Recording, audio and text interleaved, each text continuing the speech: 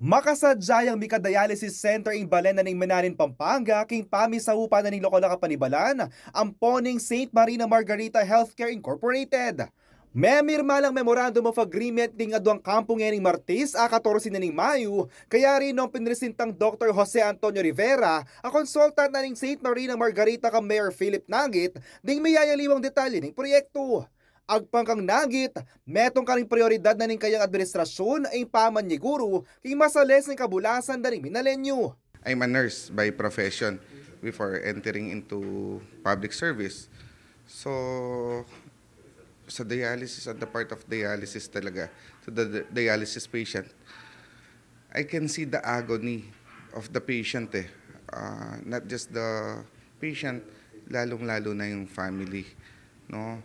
After mawala ng pasyente o yung nagkasakit na may dialysis, pati yung karangyaan na dati na meron sa family, nawawala kasamang pumanaw ng pasyente, tapos mahihirapan pa yung mga iniwanan nila. Agpaging health consultant na rin St. Marina Margarita Healthcare Incorporated ay Dr. Albert Mercado, nasa aratagan ng ilapit ikarelang serbisyo karing Memalen, king 4 distrito. Ilamo naman kanong mag-provide ka rin gamitan na dialysis machines at king manpower na tumawking ibuklat na pasilidad.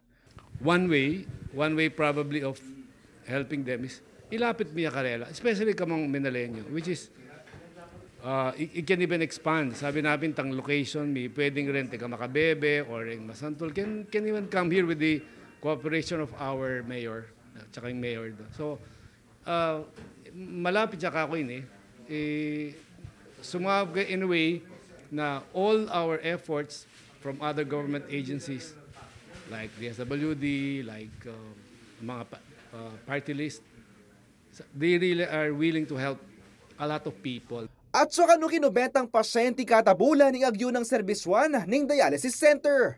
Gumamit lang naman kanong digital process bang kanitang daratang nalamuking center di pasyente para paulo. May buklat yung dialysis center kay pakatingtong building na king Barangay Catalina at target na kanong mag-umpisa yung operation na nitibay mapupusing banwa.